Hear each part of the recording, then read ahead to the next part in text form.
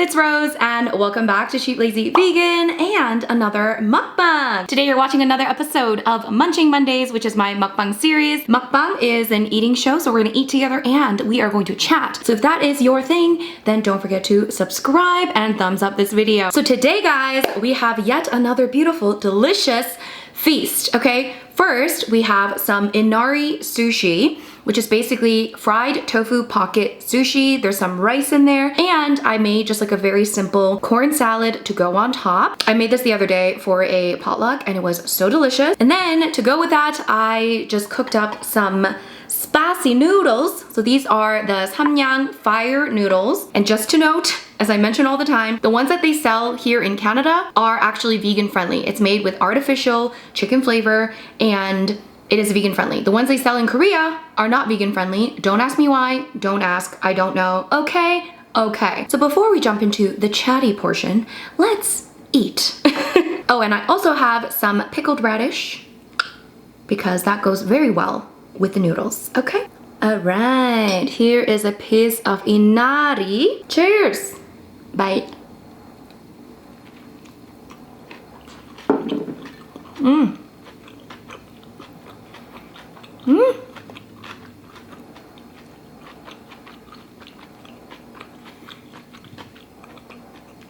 This is delicious even without the topping, but with that topping, it is, oh, on a whole new level. Mmm. Mmm.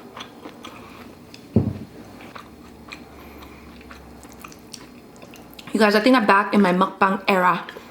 I'm more inspired to do more mukbang videos. Ooh. I don't know what it is, but I think I need to bring them back more frequently. What do you guys think? All right, let's have a little bite of the spicy noodles. I am a little bit scared because these, you know, these are very spicy.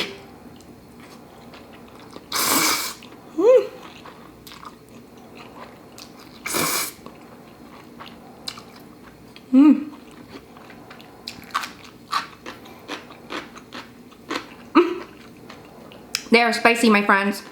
They are spicy.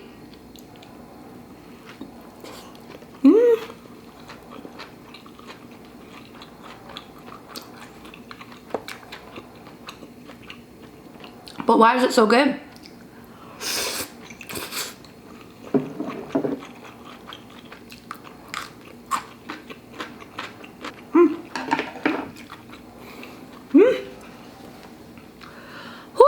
Guys, it's already hitting me and I just had like 2 bites. So anyway, maybe these were not the right noodles to pick for discussions because I don't know how much I can speak. So I wanted to continue the topic of loneliness. If you guys watch my previous mukbang, I discussed the topic of loneliness, or essentially the loneliness epidemic. Loneliness has always been a thing, but Currently, we are experiencing an epidemic of loneliness that is not natural, I guess, and we've not seen before. Yeah, they're calling it an epidemic for a reason. And I think that we need to discuss it because it's not good, right?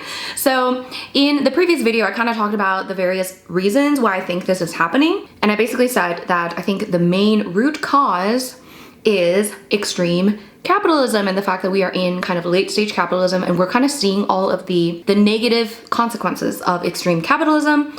And yeah, I talk about how everything is automated and we are relying a lot more on technology rather than like human connection. I also talked about, what did I talk about?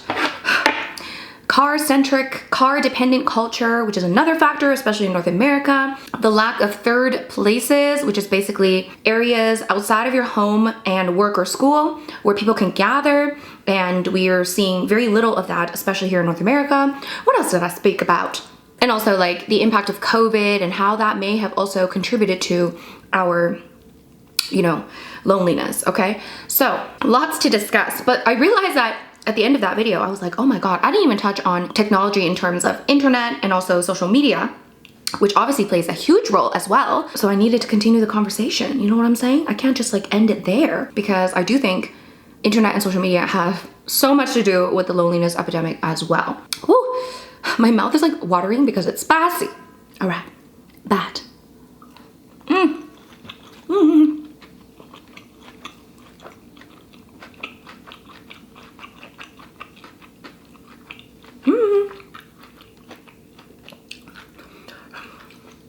It's delicious, but I'm scared.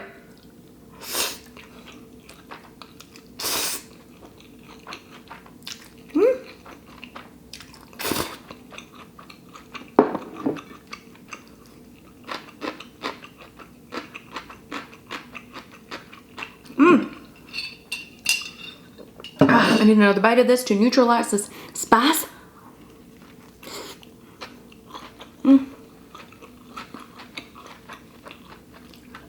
So, internet, social media, I think has a major impact on our interactions with others or lack thereof. Obviously, I work on social media, okay? So I cannot be like, oh my God, social media is evil. Oh my God, it's horrible.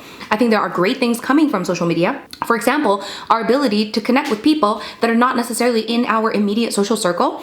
And especially when it comes to something like veganism, it's a great way to promote veganism, to discuss veganism, and also meet others that are vegan, because so many of us vegans don't actually know that many vegans in real life, but we may have connections through the online community. We can also meet other people so that they become friends in real life. There are so many great benefits to social media. And obviously here on YouTube, we can share things like recipes and information about how other people live their lives. And it really just opens up the world to us in a way that we've never seen before. But you know, we do need to discuss some of the negatives of heavy reliance on social media. Do we blame Instagram? There's a few things to discuss here. So the fact that we have social media on our phones, that's another thing. Our phones, that's another problem. It's a huge problem. This thing, I love it and I hate it. I love it and I hate it. Before we had our phones and like the internet literally on our phones and such an easy access to internet and social media, there was some level of separation, right? Because before, in order to access social media, access internet, we had to go sit on a computer, and then access. Now, literally at any point of the day, I can look at my social media, I can look at the internet, you know, I can log on to Facebook, YouTube, Instagram, TikTok, all of these things. So that kind of very easy access coupled in with the addictive factors of social media really makes us addicted to our phones, and maybe the result of that is less interactions with other humans, okay? Okay, and then of course we have, what do we have? Let's do like a little concoction here. We're doing a bite of the Inari with the noodles. Ooh, I love a little combo. Mmm. Mmm.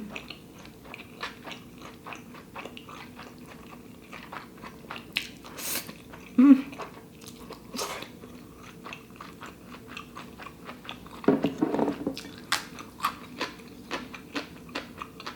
If you've never tried Inari, it's basically slightly salty, kind of sweet. It's hard to explain the flavor, but it's so good. Okay, you gotta try it. Anyways, so these things are wonderful and evil at the same time. Like, of course, now that I'm so used to having this with me, you know, I love having all my apps, like all that stuff. But I think in hindsight, it was better when it was just, you know, maybe phone calls, text messages, and that's it. You know, before the smartphone was a simpler time, okay? That being said, it is very true that every single time there's a new form of technology, there's always going to be some level of resistance against the form of technology. Like, for example, like televisions, or even, I think in my communications, I did a minor in communications, by the way. So when I was studying communications, one of the things that they mentioned was that, yeah, like every time there was a new form of like communication, right? So either it's writing, like written word, and then later like printing written word so that it gets distributed. And then of course there was radio and then TV and all that stuff. Every single time there's like a new form of technology, you know, we have a group of people saying this is not good. And there, you know, there's some legitimate reasons behind every single one of these things. And I think the latest one is probably our smartphones and the rise of social media. That's probably our current concern. But when we were young, you know, even the TV, right? Like the TV was a concern. We're like, oh my God, we're just gonna sit at home, watch TV and like do nothing. And again, fair concern. We're just spending our time on our TV, watching TV. We're not like socializing. We're not going out there and like living our lives. We're just like looking at it through a screen. And now that issue has now been exacerbated into something bigger because now we have multiple screens and all we do is look at screens. And I think the thing with social media is that it creates like a false, you know, idea. It creates a false sense of socialization. Okay, but it's like a replacement, but not a good replacement. Okay, like it's not going to give you what we need. It's not replacing the actual real social relationships. Okay, because first of all, a lot of times when we're connecting on social media, we have these like what is it called, like parasocial relationships. Like you guys watching, this is a parasocial relationship, one-sided relationships. That sounds bad, but technically it is, right? Like, it's like I mean, unless I've met you in person, which some of you I have, love you guys. But until then, until we meet in person, it is a one-sided relationship. As much as I don't want to say that because that sounds kind of, you know, like I'm realizing that you guys are watching me, but I don't know you yet until I meet you in person. So we have these parasocial relationships with people that we watch on the internet, and we think that maybe we know these people. We think that we're friends with these people. It creates this weird dynamic where you're not really socializing with the other person because it's not like a one-on-one relationship, but you're also like getting something back, so you feel like a little bit of something. Does that make sense? And also even just when you are interacting to people that you know in real life, but it's like through, you know, texting or, you know, through comments or whatever, it's not the same thing as actually meeting people in person and talking to them in person, right? So it may be better than having absolutely no social contact. Like for example, I think social media was really great during the pandemic when we had to quarantine and self-isolate and not actually meet each other in person. This is when social media and internet were actually, well, you could say it was kind of bad as well because it really fed into extremist ideologies. But other than that, you know, our ability to connect with each other was easier because of social media. So in those circumstances, when you have no other choice, it's actually fantastic because it does fill some level of a void, right? It does fill the void to some extent. Bite time.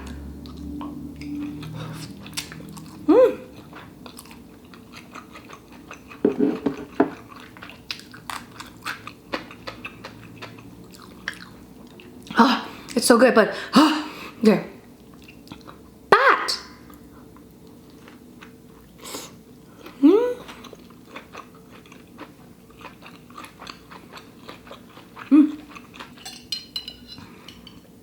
Do you guys remember Castaway? That movie? Okay. If you haven't seen it, what have you done? Okay, you need to go watch it. If you don't know what Castaway is, which you should know, okay? It is a movie where Tom Hanks plays a man that gets stranded on an island by himself. I think he gets into a plane crash. I really need to rewatch it. Okay, it's been a long time since I've watched it. I think he gets into a plane crash and he like lands on this like deserted island. He's by himself and he like survives, and then eventually he like builds like a little boat and then he like saves himself, okay? Hopefully that's not like a spoiler, but like everyone knows Castaway, okay? Anyway, and I'm sorry, there's gonna be more spoilers, okay? But I'm sure you guys have seen Castaway, or at least heard of it at this point. But one of the things that really stood out to me was that when he was on this deserted island, like he's by himself, okay? So what he does is he like makes like a volleyball his friend.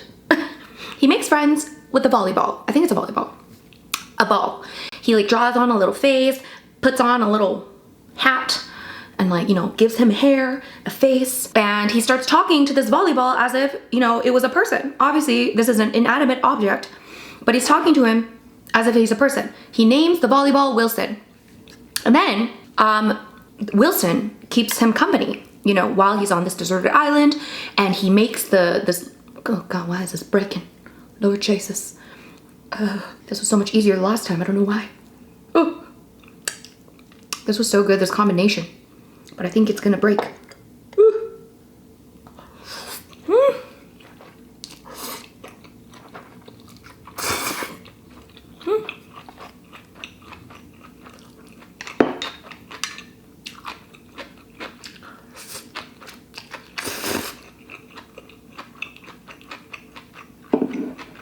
So he makes friends with the volleyball, names him Wilson. And one of the most iconic scenes, if not the most iconic scene, and also the saddest scene, is when, so he builds this boat and he starts, you know, leaving this island because he's like, I'm gonna save myself. And he brings Wilson. He like puts Wilson on like a little stick because Wilson is his friend, okay? The volleyball friend. And then he's like talking to Wilson. He's like, Wilson, are we gonna make it? And then one day there's like this giant storm, and you know, this little boat that's like a makeshift boat, right? Like he like made it on this island. It's like rocking and there's like all kinds of waves. And then unfortunately, Wilson, very sadly, gets like knocked off the boat, and then he can't save him, okay? And then he's like crying out for Wilson. He is like bawling his eyes out as if Wilson was his child, like bawling his eyes out. It is the most devastating scene.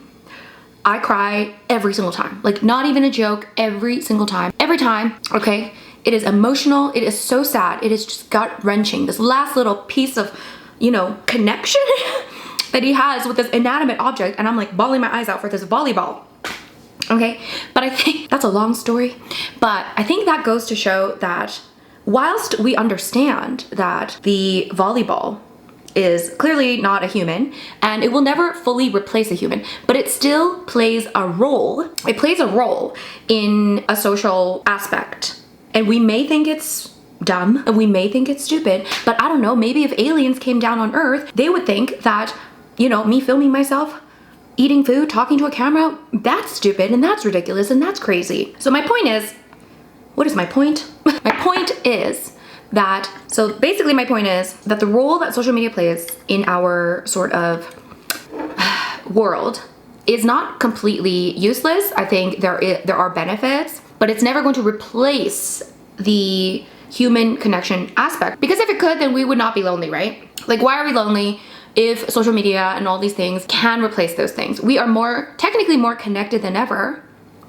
You know, like I can literally, like I remember when I was studying abroad in Italy and in Singapore actually. This is like 2010, 2011, when smartphones were out technically, but it was like, it wasn't as common. So you could like use a dumb phone, like an old school phone. And it wasn't as easy to like swap SIM cards and stuff like that.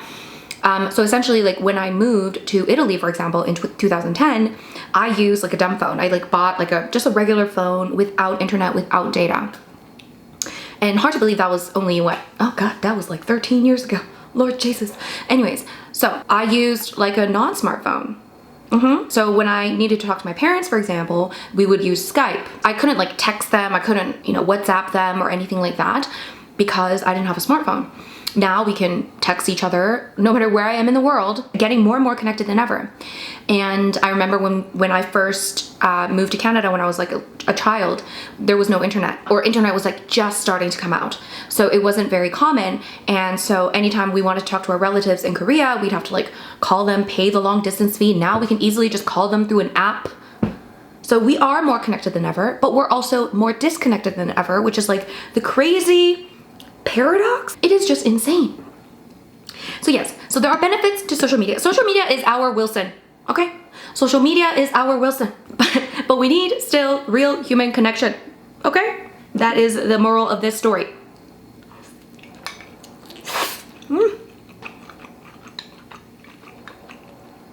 Oh my God.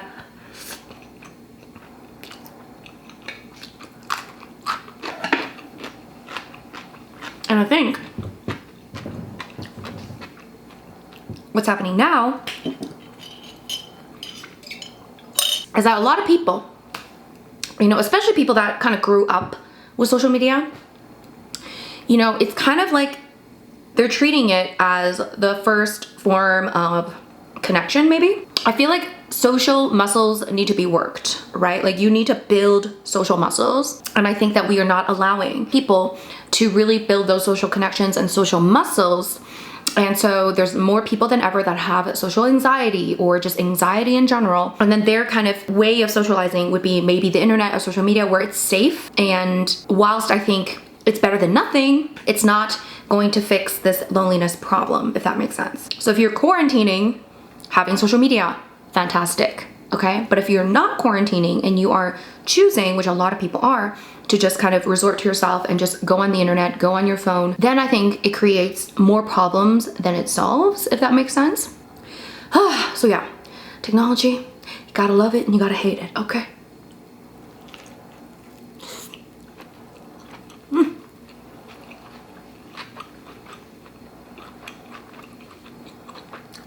So I truly don't know. My concern is that this is too spicy. No, my concern is that kids that are growing up right now, the thing is, I'm sure every generation had this concern, right? Like every generation's like, oh, what are we gonna do with these kids nowadays? All they do is watch television. But don't you think that we've got to the extreme? Like how much more disconnected can we be? Is everyone gonna be just wearing those, you know, what are those masks? Virtual reality masks? Is that the future of this generation? But yeah, my concern is like kids growing up with phones and social media and iPads and like not having to work those social muscles, not having to have those uncomfortable social interactions, right? Like even there are social interactions where I don't enjoy, but we learn by having those uncomfortable interactions. But if we have a world where we can avoid it easily, people are gonna avoid it easily, you know? It is within human nature, like I discussed in the last video, it is within human nature to go for whatever is comfortable, to go for whatever is the easiest, not necessarily whatever will make us happier in the long run or more satisfied with our lives in the long run. We just go over whatever is easier, whatever is more comfortable, which is why even though we know that exercise is good for us, we'd rather sit on the couch and be a lazy slob. Oof, this combination. Ooh, messy combo.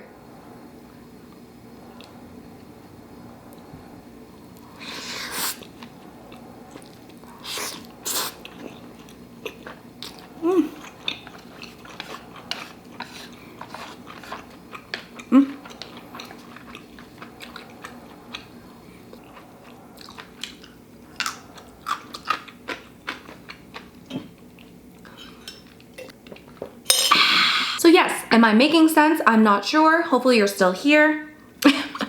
Are there solutions? Is the question. Are there solutions? I'm not so sure. I think there are solutions from like a personal level, although I think it's harder to have solutions from a systemic level. So are we gonna change the society that we are in, the late stage capitalist society that we're in? I'm not sure. I'm really not sure.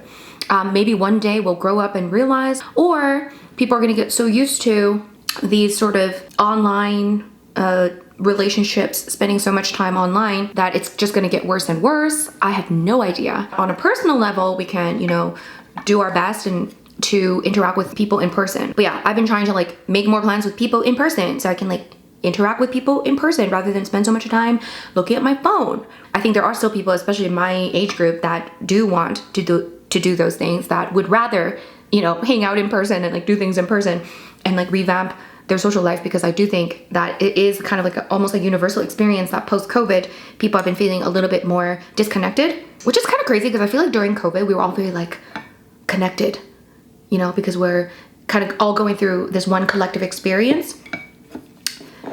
It's very interesting times.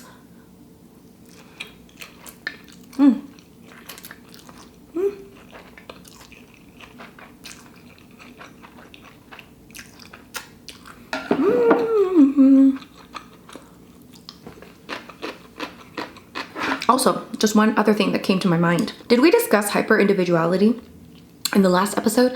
I can't remember. I think I mentioned it. I might need to do a different video on this topic because it's also a very interesting topic.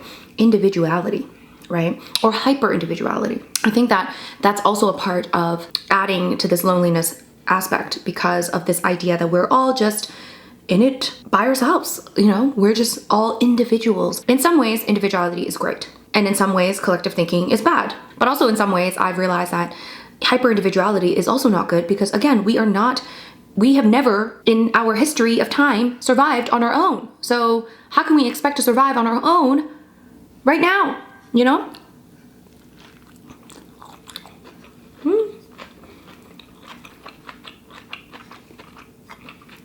And I think what's happening right now in Asia, so Asia is traditionally, well, I don't want to group all Asian countries together, but a lot of Asian countries are traditionally a very collectivist sort of society, right? And I'm going to speak about Korea because Korea is traditionally collectivist, as in people kind of think, okay, we act as a group, you know, we are in it together. Okay, that's the traditional kind of mindset. Now, the negatives that come from hyper collectivism would be, for example, like if you don't fall into the societal norms, then you are shunned, or, you know, you are ridiculed, made fun of, like things like that. You know, individual rights are maybe not as respected as collectivist benefit, if that makes sense.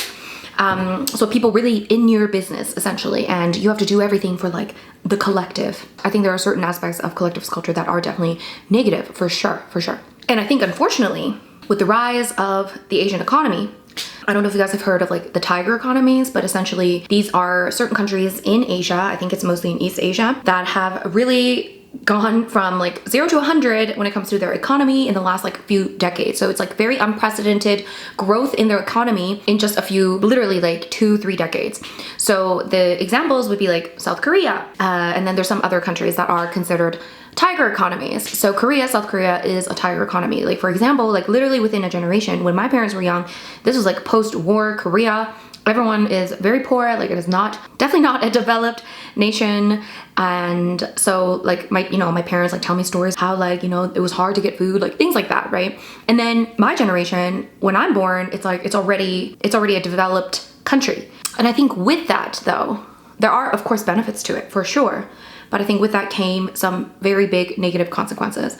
And I think one of the things that's, unfortunately, this is just my observation, I could be totally wrong, but I think that a lot of the collectivist kind of traditional mindset is still instilled and it's still there. But then the kind of negatives of, you know, the kind of hyper individualistic capitalistic culture has also prevailed. So for example, like the idea of community, the idea of us like helping each other out would be a very collectivist sort of mindset, right? My parents always tell me, like, for example, there's like a day back in the day when like in the neighborhood, you know, a household makes kimchi, right? It's like a whole ordeal because like usually in Korea, like traditionally when you make kimchi, you make like a shit ton and then you like eat it throughout the year, things like that. So they make a whole bunch of kimchi and then on that day they like, you know, the whole like neighborhood, like you like share your kimchi with everybody and everybody eats kimchi and it's like a whole kimchi fest and it's like a whole kimchi party. And so that's just like one tiny example of, you know, collectivist culture, like, or if you need, you know, some rice, like you're a little bit out of rice, you go to a neighbor, ask for rice. And like very much, you know, everyone comes together, everyone celebrates the community. So not that community doesn't exist in individualistic culture, but I think it's more emphasized in collectivist culture. So then that kind of aspect has been lost because now people have to work, people have to, you know, go to the big city and work in the big city and do this and do that and blah, blah, blah, blah, blah. And then you lose that connection with your community. So that's like very heavily lost in a place like South Korea, for example. But then the, you know, negatives, for example, like people being in each other's business. I'm judging you because you didn't go to this university while my person went to this university. And also, oh, like how can you wear that hair like that? How can you dye your hair like red? Maybe it's gotten better now, but you can't stand out because then standing out is bad. Like that kind of thing is still kind of instilled. So kind of like those negative parts of collectivist culture I think are still there. But a lot of those positive things about collectivist culture are unfortunately like a lot of it's gone. Also, one of the other big things about collectivist culture in Asia would be, for example, like you taking care of your family, right? So that's kind of like an essential part of collectivist culture is that, you know, you have your children and then your children take you in, you live with your parents until essentially they pass away. And so it's like multiple generations living in the same house. I think that kind of aspect is also dwindling, but at the same time, I don't know if the government legislation is strong enough to take care of the elderly citizens without the family. Let me have a bite. Okay.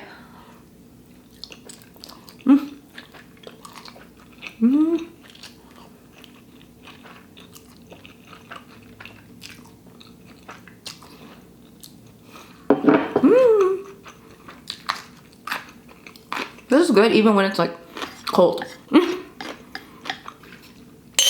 So for example, back in the day, if you have a family, okay, you have children, the expectation and the tradition was for your family, well, for your son to take care of you, okay? That's why back in the day, Korean people were very obsessed. I mean, probably still now a little bit, but back in the day, they were very obsessed with having sons, right? Because if you have a daughter, that daughter is expected to get married into another family, and then she takes care of that other family. Whereas if you have a son, he stays in your family and he takes care of you and all that stuff.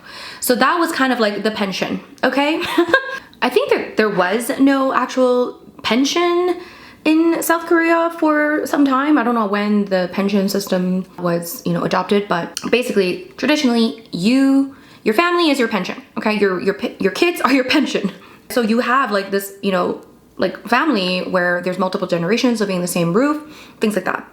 Now that is very, like, not fully lost, but I think a lot of that is very lost.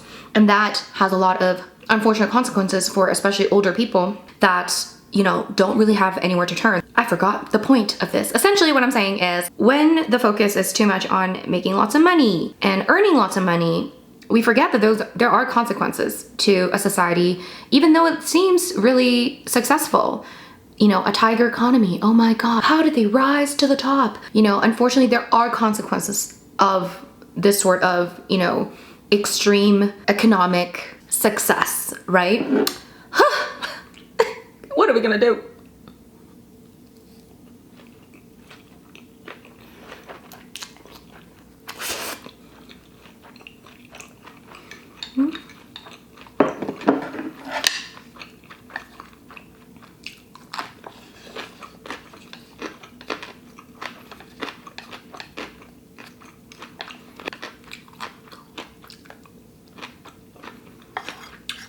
Anyway, those are my thoughts.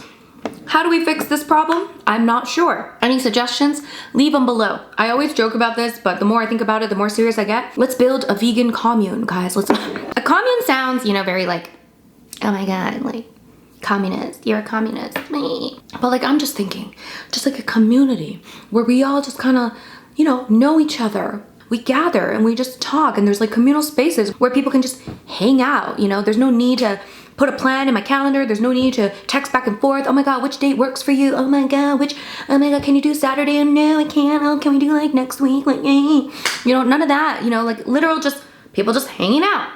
They're just there. And if you want your own space, you go to your house, you go to your room, whatever. Doesn't that sound awesome? Communal dinners together and cook together. Like, guys, it's a thing.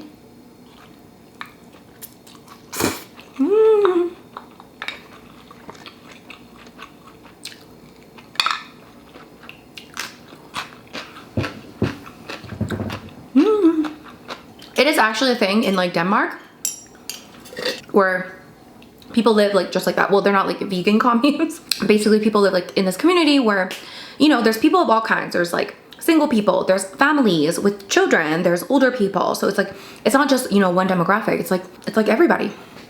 And they like each have their own house, or maybe some of them have roommates, whatever. And they'll have like communal dinners where I think they take turns cooking food, you know, washing dishes, like things like that. So they kind of work together, but they all have, you know, their own lives as well, which, you know, I thought, oh my God, that's like amazing.